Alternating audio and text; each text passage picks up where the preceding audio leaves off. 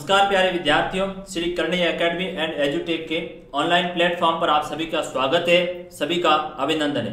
प्यारे बच्चों, हम अध्याय तीसरे की बात कर रहे हैं, भारत में चुनाव और प्रतिनिधित्व, यानी किस तरीके से इलेक्शन होते हैं। एक लोकतांत्रिक राष्ट्र में इलेक्शन किस तरह से होंगे और इलेक्शन होंगे तो फिर इलेक्शन को करवाने वाली कोई बॉडी विशेष होगी, क्या कोई संस्था विशेष होगी जो इलेक्शन करवाने का कार्य करे, और यदि कोई बॉडी विशेष, कोई संस्था विशेष है तो फिर किस तरीके से इलेक्शन का कार्य कर रही है, उन चीजों को हम देखेंगे। तो हमारा जो अध्याय तीसरा, ये क्या है, भारत निर्वाचन आयोग करके एक संस्था है, भारत निर्वाचन आयोग,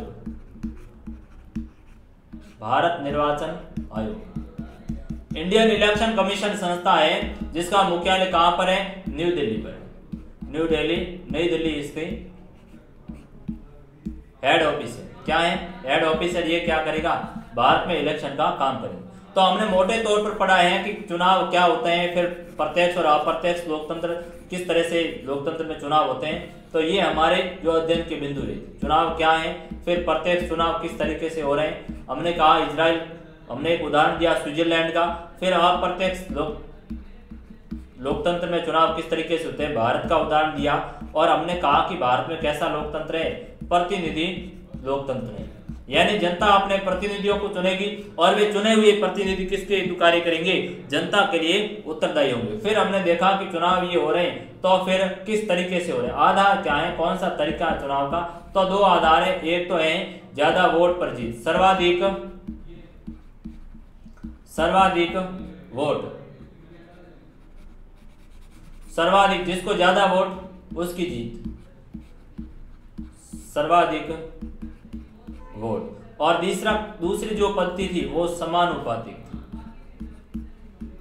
सर्वाधिक वोट पर किसकी जो होता है चुनाव, हमने कहा कि आपके सांसद हैं, एमएलए, सांसद है, एमपी, मेंबर ऑफ पार्लियामेंट।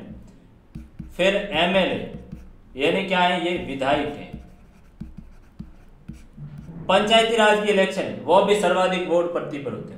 समानुपाती पर क्या भारत में चुनाव होते हैं, तो कहेंगे बिल्कुल भारत में होते हैं। भारत के जो राष्ट्रपति जी, प्रेसिडेंट ऑफ इंडिया के इलेक्शन होते हैं, उपराष्ट्रपति के हैं वो चुनाव होंगे, वो भी इसी पद्धति पर होंगे। और किसके, राज्यसभा के जो चुनाव होते हैं वो भी किस पद्धति पर होते हैं, समानुपाती। और विधान परिषद के भी चुनाव, परिषद ध्यान रखना, विधानसभा नहीं, विधानसभा के तो ये प्रत्यक्ष तौर पर हो जाएंगे, प्रत्यक्ष में क्या आ जाएगी, विधानसभा आ जाएगी।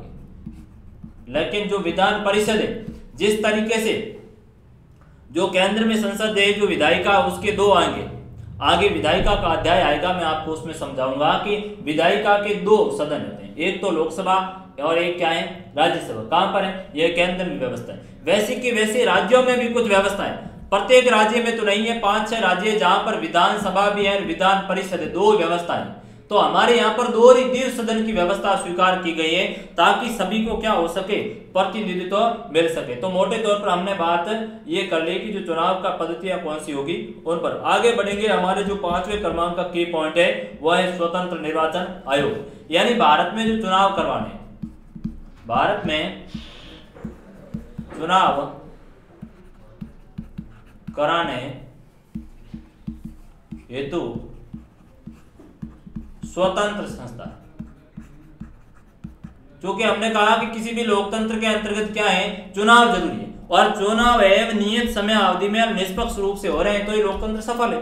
भारत में क्या स्थिति, तो भारत में एक सफल लोकतंत्र की स्थापना हेतु हमारे जो कॉन्स्टिट्यूशन मेकर थे, जो संविधान निर्माता थे, उन्होंने कॉन्स्टिट्यूशन में ये प्रावधान किया कि साहब ऐसी कोई संस्था इजाद की जाए, ऐसी कोई संस्था एस्टेब्लिश की जाए, ऐसी जो संस्था का प्रावधान किया जाए जो क्या करे, स्वतंत्र निष्पक्ष चुनाव है वो करवाए जाए। तो भारत में चुनाव प्रक्रिया को स्वतंत्र और निष्पक्ष बनाने के लिए कई प्रयास किए गए, कई प्रयास हैं वो किए गए। और इस प्रयास की श्रेणी में हम देखेंगे कि अनुच्छेद 324 के फर्स्ट में दिया गया, क्या कहा गया है, 324, अनुच्छेद 324 फर्स्ट में कहा गया है कि इस संविधान के अधीन संसद और प्रत्येक राज्य विधानमंडल के लिए कराए जाने वाले सभी निर्वाचनों के लिए तथा राष्ट्रपति उपराष्ट्रपति के पदों के निर्वाचन के लिए निर्वाचक नामावली तैयार करने का और उन सभी के निर्वाचनों का सफल संचालन करना, उन सभी का क्या करना, अधीक्षण करना, उन सभी के निर्देशन करना और उन चुनावों पर क्या रखना, नियंत्रण एक आयोग में निहित होगा। किसमें निहित होगा, एक आयोग में निहित होगा। ये कॉन्स्टिट्यूशन में लिखा है और वह आयोग होगी, उसका नाम क्या होगा, उसका नाम होगा भारत निर्वाचन आयोग। क्या होगा, उसका नाम होगा भारत निर्वाचन आयोग। तो ये बात कॉन्स्टिट्यूशन में की गई, उसका नाम होगा भारत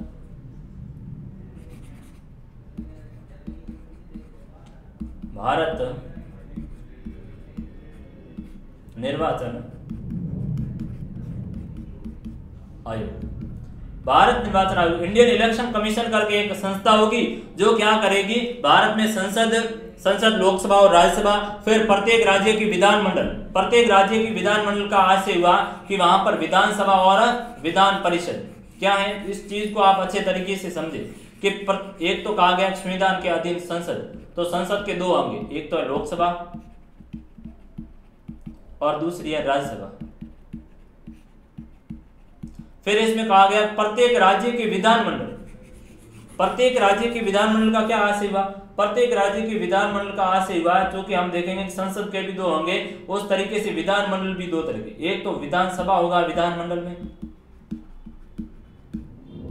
और दूसरा हो जाएगा विधान परिषद, विधान परिषद।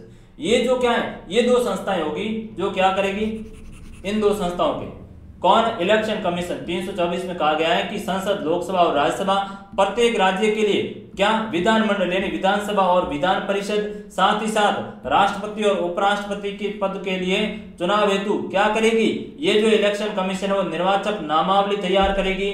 फिर उन निर्वाचक का सफलता रूप से संचालन करना है तो उनका अधीक्षण करना है, उनका निर्देशन करना है कि किस तरीके से चुनाव है वो किया जाए, और फिर जो चुनाव जहां पर करवाएंगे, चुनाव बूथ है उनको किस तरीके से नियंत्रण में रखना ताकि किसी भी तरह के फर्जी वोटिंग नहीं हो। और ये सभी कार्य करने हेतु क्या होगा, एक आयोग होगा जिसका नाम होगा निर्वाचन आयोग, जो भारत में क्या करेगा, स्वतंत्र रूप से चुनाव करवाने का कार्य करेगा।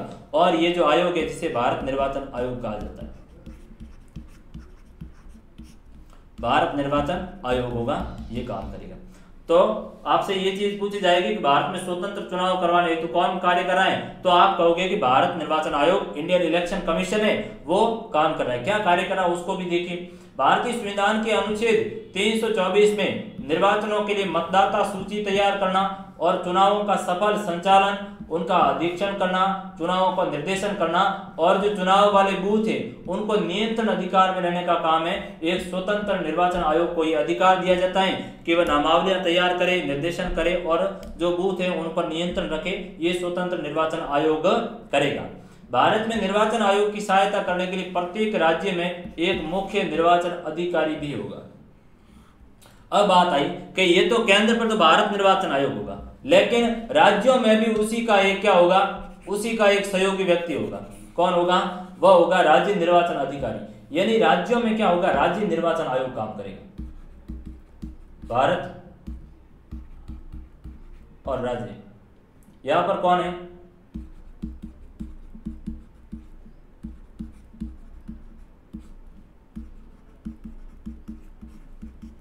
यहां पर कौन है,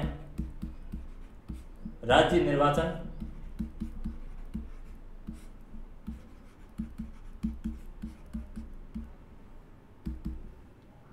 राज्य निर्वाचन आयोग होगा, जो क्या करेगा, राज्य के अंतर्गत इस भारत चुनाव निर्वाचन आयोग की है वो मदद करने हेतु काम करेगा कि यदि राजस्थान के अंतर्गत विधानसभा के चुनाव है तो विधानसभा चुनाव हेतु ये क्या करेगा, राज्य जो निर्वाचन आयोग होगा वो इसकी मदद करेगा ताकि चुनावों का सफलतम रूप से क्या हो, करवाई जाए। तो राज्य निर्वाचन आयोग क्या करेगा, जो केंद्रीय निर्वाचन आयोग की सहायता करेगा। भारत निर्वाचन आयोग एक सदस्यीय था, प्रारंभ में कैसा था, एक सदस्यीय था, कालांतर में इसको बहुसदस्यीय कर दिया गया। 1989 तक ये एक सदस्यीय रहा, यानी एक ही इलेक्शन कमिश्नर होगा और उसके अधीन जो कर्मचारी होंगे वे कार्य करेंगे। लेकिन 1989 के बाद में क्या हुआ कि चुनावों के अंतर्गत कुछ बदलाव हुआ और उसमें है वो अन्य दो निर्वाचन आयुक्तों को भी नियुक्त किया गया ताकि जो चुनाव आयुक्त है उसके कार्यभार को हल्का किया जा सके। उसके लिए अन्य दो चुनाव आयुक्त भी नियुक्त किए। क्या कह रहे आगे देखिए, 1989 तक निर्वाचन आयोग एक सदस्य था। 1989 के आम चुनावों के ठीक पहले दो अन्य निर्वाचन आयुक्त को नियुक्त करके क्या कर दिया गया, निर्वाचन आयुक्त को बहुसदस्य कर दिया गया। अब 1989 के आम चुनाव तक तो एक सदस्य था, लेकिन जो ही बाद में चुनाव होने आए 1989 के आम चुनाव, तो उसमें कैसा कर दिया गया था, बहुसदस्य कर दिया। यानी एक तो मुख्य था, एक मुख्य, और इस मुख्य को क्या होंगे, दो अन्य सहायता हेतु, दो और व्यक्ति इसके नियुक्त किए। तो दो ये हो गए, एक ही, यानी बहुसदस्य हो गए, यानी एक से अधिक बहु यानी त्रिसदस्य हो गए। चुनावों के बाद फिर से उसको एक सदस्य वो बना दिया गया था। चुनावों के बाद में फिर से एक सदस्य कर दिया गया, लेकिन पुनः 90 और 93 1993 में पुनः दो निर्वाचन आयुक्तों की नियुक्ति हुई, और ये निर्वाचन आयुक्त बहुसदस्य हैं। वर्तमान के अंतर्गत यदि संख्या देखी जाए तो इसमें कितने हैं, 3। कितने हैं, 3 है। एक तो मुख्य है और दो है वो अन्य सहायता देने हेतु हैं, यानी टोटल कितने हो जाएंगे आपके, 3 हो जाएंगे। अर्थात क्या ये बहुसदस्य निर्वाचन आयोग है। इस तरह का आप ध्यान रखना। तो चुनाव आयोग, भारत में चुनाव की क्या स्थिति है, निर्वाचन आयोग होगा। अनुच्छेद 324 क्या करेगा, वह लोकसभा, राज्य विधानसभा और राष्ट्रपति के चुनावों को स्वतंत्र, निष्पक्ष रूप से, पारदर्शी रूप से संपन्न कराने का काम करेगा। अब आगे बढ़ते हम बहुमत पर। चुनाव हो रहे हैं, अब चुनाव में कोई व्यक्ति कैसे जीत रहा है, किसके आधार पर, बहुमत पर। किसी व्यक्ति का क्या मत जो स्थिति होगी, बहुमत किस तरह से हासिल करेगा, वह बहुमत के आधार पर क्या हो जाएगा, विजेता हो जाएगा। तो उस चुनाव में उसकी जो बहुमत है वही उसे इलेक्शन के अंतर्गत विजय बनाने का काम करेंगे। तो विशेष बहुमत का अर्थ, विशेष बहुमत का अर्थ है कि उपस्थित और मतदान करने वाले सदस्यों का 2/3 बहुमत से ही विशेष बहुमत पारित होगा। यहाँ पर बात इसलिए विशेष बहुमत की आई कि जो चुनाव आयुक्त आपने नियुक्त किया, जो चुनाव आयुक्त बनाए गए, चुनाव आयुक्त को हटाने का तरीका, यानी भारत में चुनाव आयुक्त है, उसकी नियुक्ति तो हमने कर दी कि राष्ट्रपति जो उसकी है वो नियुक्ति करेगी, लेकिन उसको हटाया कैसे जाए, तो उसके लिए कहा गया है कि क्या विशेष बहुमत के द्वारा उसको क्या किया जा सकता है, हटाया जा सकता है। विशेष बहुमत कैसे, लोकसभा और राज्यसभा दोनों के अंतर्गत सदन में उपस्थित कितने हैं और मतदान कितने सदस्य कर रहे हैं, उन दोनों का 2/3 यदि वोट है मिल जाएगा तो क्या हो जाएगा, विशेष बहुमत हो जाएगा। इससे चुनाव आयुक्त को हटाया जा सकता है। एक बात तो ये। दूसरा, इसी में विशेष बहुमत में दूसरी कड़ी है कि जो राष्ट्रपति जी का चुनाव हो रहा है, राष्ट्रपति के चुनाव में ये प्रोसीजर को फॉलो किया जाना है। इसी विशेष बहुमत के दृष्टिकोण को, समानुपातिक पद्धति को है वो अपनाया जा रहा है। तो आप ध्यान इतना ही रखें कि चुनाव आयुक्त को हटाने का जो तरीका है वो विशेष बहुमत के आधार पर निर्वाचन आयोग को क्या किया जा सकता है, हटाया जा सकता है। यानी लोकसभा और राज्यसभा प्रत्येक के अंतर्गत जितने सदस्य उपस्थित हैं, यानी टोटल सदस्य आप कहोगे लोकसभा में 500 और 43 निर्वाचित थे, उनमें उपस्थित यदि देखा जाए तो सदन के अंतर्गत 300 सदस्य उपस्थित थे। अब 300 में से मतदान करने वाले सदस्य थे वो आपके कितने थे, मतदान करने वाले सदस्य थे वो 250 ही थे। अब इनमें 2/3 बहुमत है वो होगा, तो ये क्या हो जाएगा, उसको हटाने का काम करेगा। ये विशेष बहुमत का एक प्रोविजन किया गया। आगे देखते हैं हम चुनावों में सुधार। अब हमने चुनाव करवा दिए, चुनाव करवाने हेतु संस्था ही मैंने बना दी कि वह संस्था होगी, भारत निर्वाचन आयोग होगा जो क्या करेगा, चुनाव करवाएगा। लेकिन अब इनमें सुधार करनी मुझे, क्या वही ढर्रा एक चल सकता है, नहीं चल सकता। तो ऐसे लिए इसके लिए चुनावों में निरंतर सुधार की एक कड़ी होनी जरूरी है। और यदि लंबी समय अवधि तक एक ही तरीके से चुनाव होते जाएंगे तो वास्तव के अंतर्गत नेतृत्व है वो अन्य वर्गों को भी नहीं मिलेगा और वह लोकतंत्र के अंतर्गत पूर्णतया सफल नहीं होंगे। इसलिए क्या है, इसलिए चुनावों के अंतर्गत सुधार करने बहुत ही जरूरी है। जब चुनावों के अंतर्गत जब इलेक्शन में सुधार होगा तो ही सही तरीके से काम होगा। देखिए क्या होता है, लोकतांत्रिक समाज को अपने चुनावों को और अधिक स्वतंत्र और निष्पक्ष बनाने के तरीकों को बराबर खोजते रहना चाहिए। अब लोकतांत्रिक देश को, कोई देश लोकतांत्रिक राष्ट्र है, उसे क्या करना चाहिए कि अपने चुनाव देश में हो रहे हैं उनको अधिक स्वतंत्र बनाना और क्या करना, समय समय पर उनको निष्पक्ष तरीके से है वो करवाने की नई नई पद्धतियों पर अनुसंधान करना। आप नई नई पद्धतियों पर अनुसंधान करोगे तो ही क्या है, तो ही आपके चुनाव है वो स्वतंत्र होंगे, निष्पक्ष रूप से होंगे, और यदि ऐसा हुआ तो लोकतंत्र क्या है वो सफल होने की गुंजाइश रहेगी। वयस्क मताधिकार, चुनाव लड़ने की स्वतंत्रता और एक स्वतंत्र निर्वाचन आयोग की स्थापना को स्वीकार कर भारत में चुनाव को स्वतंत्र और निष्पक्ष बनाने की कोशिश की गई। आपसे पूछा जाएगा कि भारत में जो चुनाव को स्वतंत्र बनाने की कोशिश किस तरीके से कहोगे, तो आप कहोगे कि भारत के अंतर्गत है वो नागरिकों को वयस्क मताधिकार दिया गया। क्या दिया गया?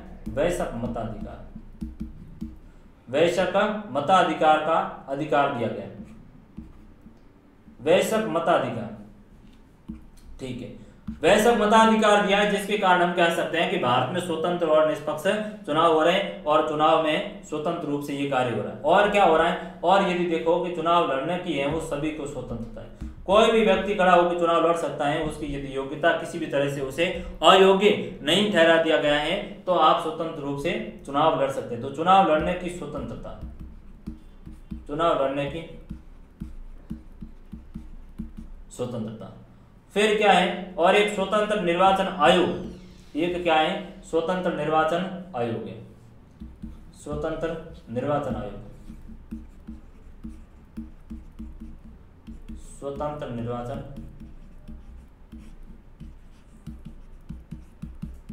आयोग जो भारत में स्वतंत्र निर्वाचन आयोग जो भारत में लोकतंत्र की स्थापना करने में निष्पक्ष चुनाव करने का कार्य कर रहा है। इससे हम कह सकते हैं कि भारत में जो चुनाव है वो निष्पक्ष रूप से हो रहे। लेकिन यदि देखा जाए पिछले 66 वर्ष के अनुभव के बाद में भी हमारी चुनाव प्रणाली में है वो उसमें कहीं न कहीं सुधार की गुंजाइश है और उसके लिए कई सुझाव भी दिए गए हैं कि इन चुनावों के अंतर्गत है वो सुधार करना जरूरी। ये तो हमारी विशेषता है कि जो चुनाव है वो स्वतंत्र और सफल रूप से हो रहे हैं। लेकिन बदलती हुई परिस्थितियों के मुताबिक पिछले 66 साल की समय अवधि को हमने देखा है तो उस समय अवधि में बदलाव, उसमें निरंतर नया तरीका, नए अनुसंधान है वो होने जरूरी है। क्योंकि यदि ऐसा नहीं हुआ तो बदलती परिस्थितियों के मुताबिक है वो चुनाव प्रणाली अपने आप में उस मायने में नहीं ढल पाएगी, और यदि उस मायने में नहीं ढल पाई तो सही तरीके से है वह निष्पक्ष रूप से वह कार्य नहीं कर पाएंगे। बदलती परिस्थिति, आज का जमाना तकनीकी का जमाना है, इसी तरीके से इसमें नई टेक्नोलॉजी को इजाद करके भी इलेक्शन करवाने का कार्य करना चाहिए, जो कि इस समय की क्या है बच्चों, मांग है। तो ये मोटे तौर पर है वो हमारे इलेक्शन वाला टॉपिक था। हमने देखा कि किस तरीके से वो चुनाव हो रहा है, किस तरीके से वो प्रतिनिधित्व की बात हो रही थी। मोटे तौर पर आपके आगे चुनाव आ गए, किस तरीके से चुनाव किया, फिर किस तरीके से प्रतिनिधित्व मिला सभी को। एक चुनाव लड़ने वाले को प्रतिनिधित्व किस आधार पर मिल रहा है, और एक चुनाव जो वोट देने वाला मतदाता उसको किस तरीके से मिल रहा है। फिर जो चुनाव का है वो करने के आधार कौन कौन से उनको देखा, प्रत्यक्ष और अप्रत्यक्ष रीति है। फिर तरीके हैं वो देखे हमने चुनाव के कि जो चुनाव है वो किस आधार पर, कोई तरीका क्या है। तो दो तरीके बताए थे जीत के, कि एक तो सर्वाधिक जीत है सर्वाधिक वोट पर हो जाएगी, और दूसरी है वो समानुपातिक पद्धति पर। फिर हमने देखा था कि भाई किस तरीके से स्वतंत्र और निष्पक्ष है वो चुनाव करवाए जाए, स्वतंत्र व निष्पक्ष। फिर हमने देखा था कि भारत में है वो किस तरीके से चुनाव का कार्य कर रहे हैं, और ये काम कौन कर रहा है, भारत निर्वाचन आयोग करके एक संस्था है वह काम कर रही है कि भारत में निष्पक्ष तरीके से क्या किया जाए, निष्पक्ष तरीके से चुनाव किए जाए। तो भारत में कौन है, भारत में निर्वाचन आयोग है, उसकी हमने स्थिति देखी। फिर हमने ये भी स्थिति देखी कि भारत में है वो चुनाव स्वतंत्र रूप से, भारत में स्वतंत्र रूप से चुनाव कराने हेतु क्या क्या प्रयास किए गए। उसमें देखा कि भारत में स्वतंत्र चुनाव करवाने उसके लिए हमने भारत निर्वाचन आयोग करके एक स्वतंत्र क्या कर दी गई थी बच्चों, संस्था बना दी गई।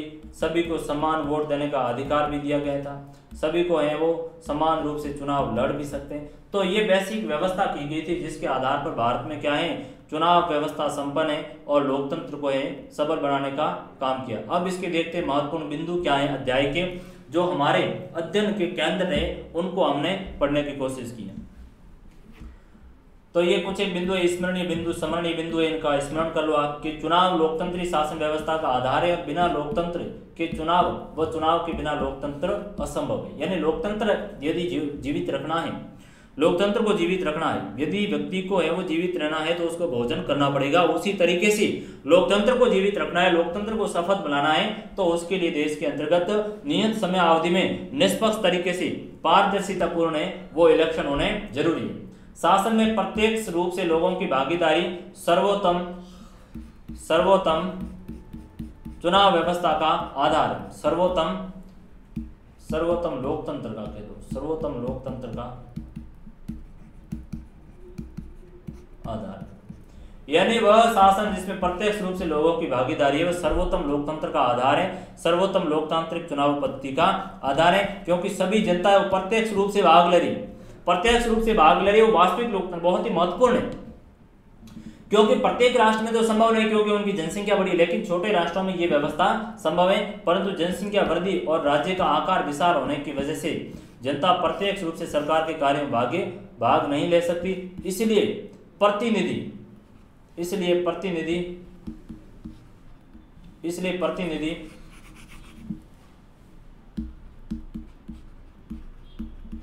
प्रतिनिधि लोकतंत्र ज्यादा सफल रहा। बात निकल कर आई कि यदि देखा जाए तो प्रतिनिधि लोकतंत्र है वो ज्यादा सफल रहा, क्योंकि बड़ी जनसंख्या, राज्य का आकार ज्यादा होने से प्रत्यक्ष जनता उसमें भाग नहीं ले सकती। भारत जैसे बड़े राष्ट्र में है वो कैसा लोकतंत्र, प्रतिनिधि लोकतंत्र, यानी जनता के द्वारा चुने हुए प्रतिनिधि जनता के लिए आखिर में काम करे, वो प्रतिनिधि लोकतंत्र भारत उसका उदाहरण है। तो भारत जैसे बड़े राज्यों में ये व्यवस्था संभव है।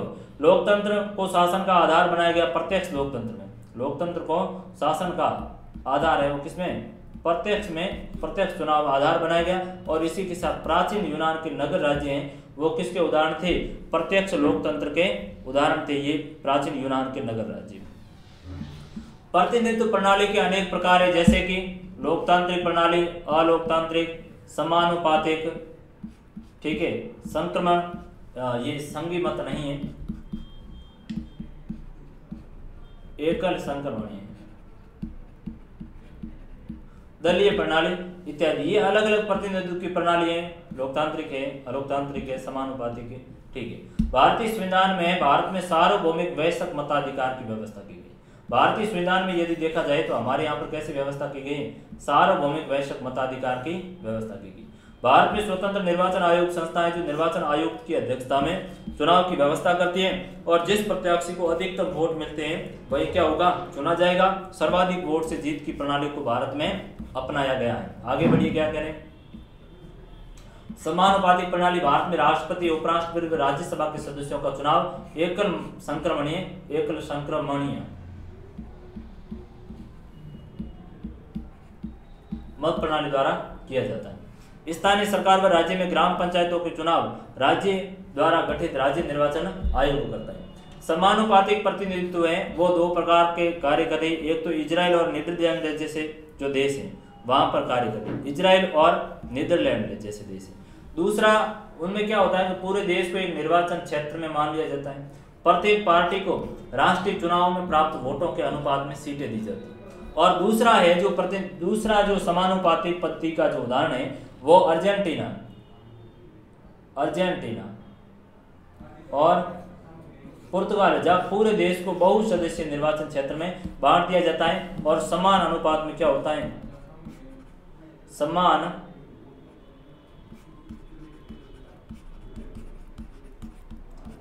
अनुपात में बांटकर वहां पर चुनाव का काम किया जाता है। आगे बढ़िए, ब्रिटिश सरकार ने पृथक निर्वाचन मंडल की है वो शुरुआत की। पृथक निर्वाचन मंडल 1909 के एक्ट में की गई थी और कहा था कि दलितों को है वो पृथक निर्वाचन देंगे, यानी कोई सीट दे दी। मैंने कहा जोधपुर की सीट है, ये जोधपुर की एक सीट है।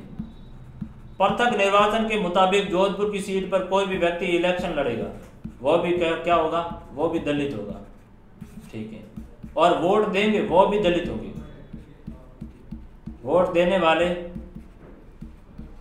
भी दलित होंगे। यानी वोट जिसको मिल रहा है वो भी दलित, देने वाले भी दलित। इससे क्या है, इससे अन्य जो तबके उनमें उपेक्षा का भाव बढ़ा है, वे लोग उनको वोट नहीं कर सकते, वो उनका नेतृत्व भी नहीं करेगा तो उनके लिए क्या कार्य करे। तो ये बहुत ही बड़ा मुद्दा था। कालांतर में जो पृथक निर्वाचन पद्धति थी इसने भारत में विभाजन की नींव डालने का काम किया और अन्य वर्गों को समाज की मुख्य धारा से अलग करने का काम भी किया, तो वो इसी ने किया था। भारतीय संविधान में आरक्षित निर्वाचन क्षेत्र की व्यवस्था अपनाई गई है, जिसके अंतर्गत किसी निर्वाचन क्षेत्र में सभी मतदाता वोट तो डालेंगे, लेकिन प्रत्याशी केवल उसी समुदाय या सामाजिक वर्ग का होगा जिसके लिए वह सीट आरक्षित है। भारतीय संविधान का अनुच्छेद 324 निर्वाचन आयोग चुनावों में संबंधित जो प्रत्येक विषय पर अंतिम निर्णय लेने का अधिकारी है और सर्वोच्च न्यायालय भी इस बात से सहमत है कि यह जो निर्वाचन आयोग है वो निष्पक्ष रूप से चुनाव करवा रहा है। तो ये सबसे बड़ी महत्वपूर्ण बात है भारत इलेक्शन कमीशन अनुच्छेद 324 में। चुनाव संपन्न होने के बाद निर्वाचन आयुक्त कुछ चुनाव सुधार संबंधी सुझाव भी देते हैं और वह स्वयं जनता को भी सतर्क रहने का काम करते हैं तथा राजनीतिक कार्यों में भी सक्रिय रूप से भाग लेते हैं, ताकि क्या हो, स्वतंत्र व निष्पक्ष चुनाव करवाया जाए। स्वतंत्र व निष्पक्ष चुनाव हेतु सुधार,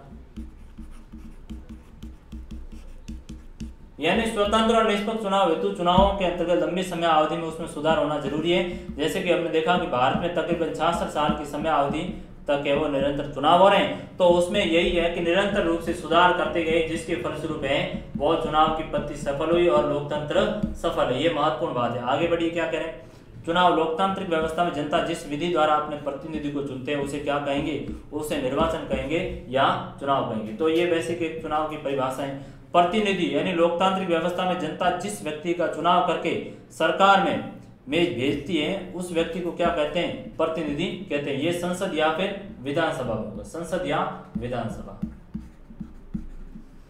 यानी जनता क्या करेगी, अपने प्रतिनिधियों को कहाँ भेज रही, या तो संसद में भेज रही या विधानसभा में। संसद भेजने का मतलब हुआ लोकसभा,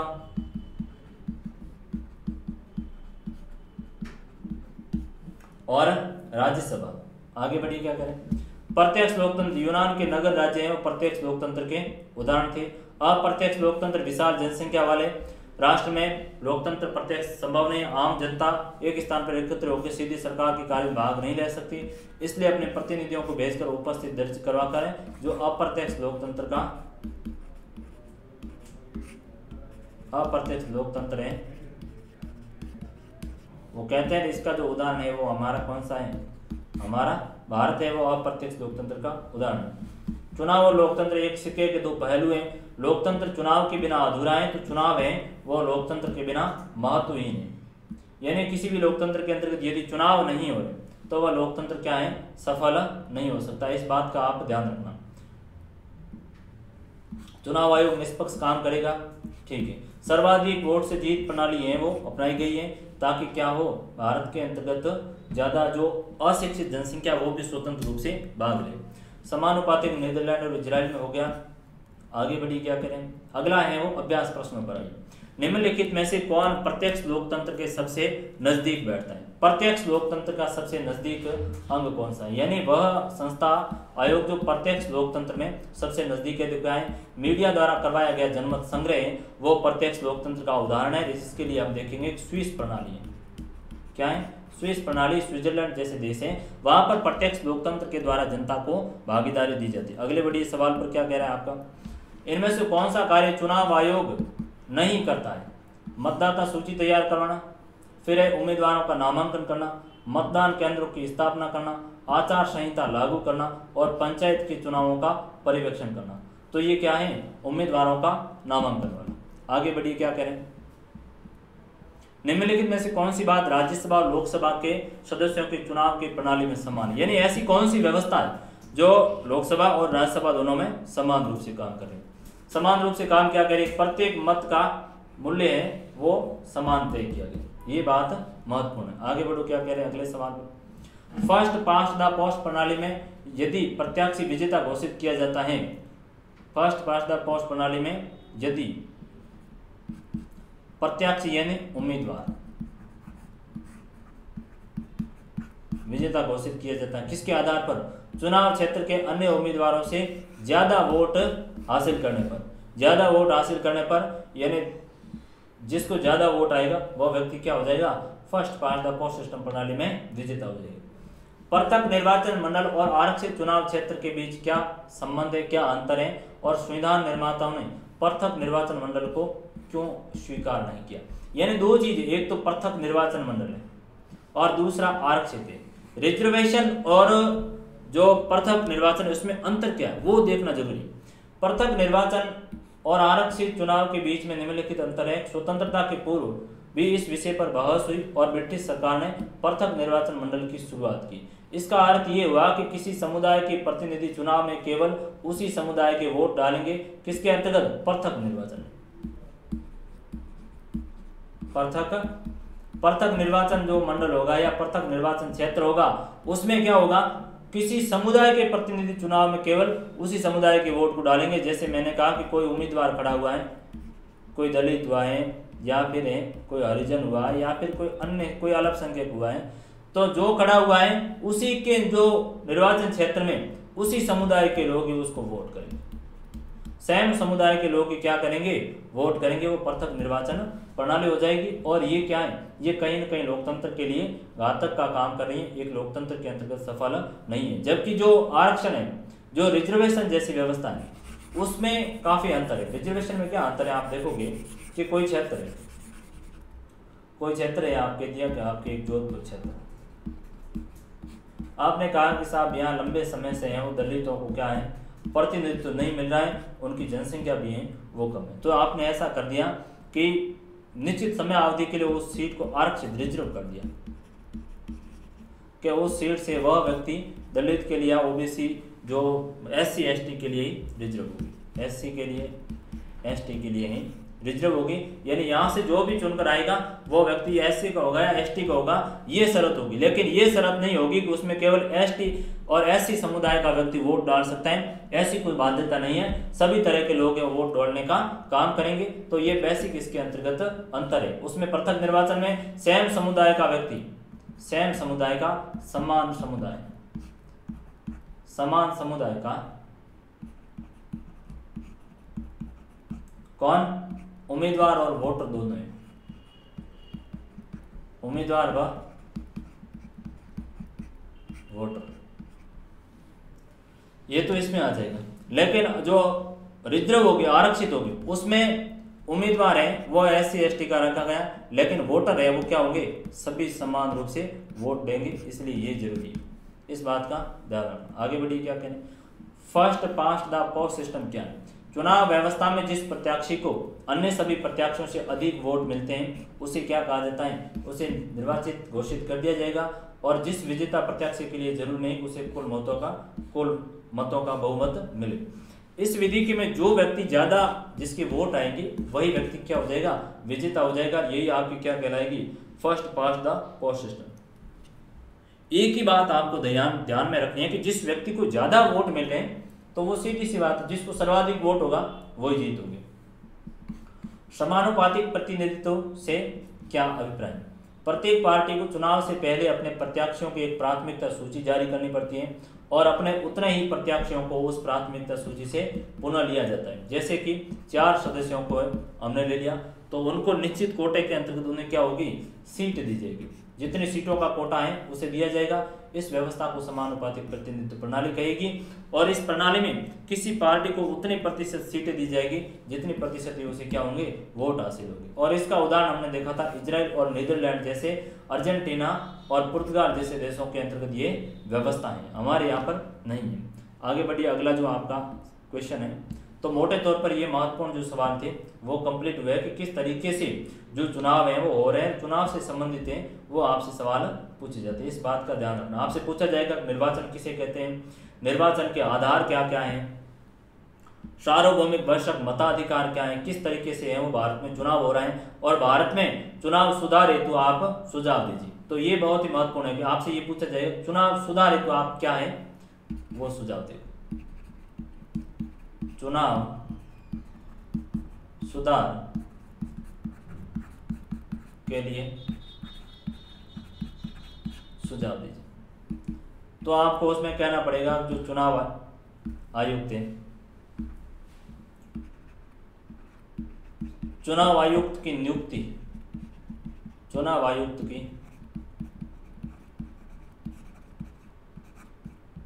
चुनाव आयुक्त की जो नियुक्ति की जाएगी वो सरकार के द्वारा नहीं की जानी चाहिए। दूसरा आप कहोगे कि उन्हें कार्यकाल की सुरक्षा मिले, कार्यकाल की क्या मिले, सुरक्षा मिले। आपको चुनाव सुधार करवाना है तो उसमें जो इलेक्शन कमीशन की क्या स्थिति होगी, उसको कौन नियुक्त करेगा, फिर आप जो नए सिरे से वो परिसीमन करने का भी काम करोगे कि साहब अलग अलग देश में लंबे समय अवधि, जो कि अब देखेंगे तो 1971 की जनसंख्या के आधार पर है वो परिसीमन किया गया।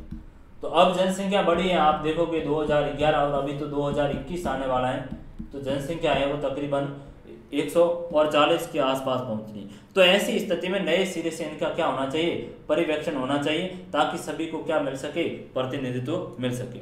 फिर क्या है, नई तकनीकी भी है वो शामिल करनी चाहिए, नई प्रौद्योगिकी भी इजाद करनी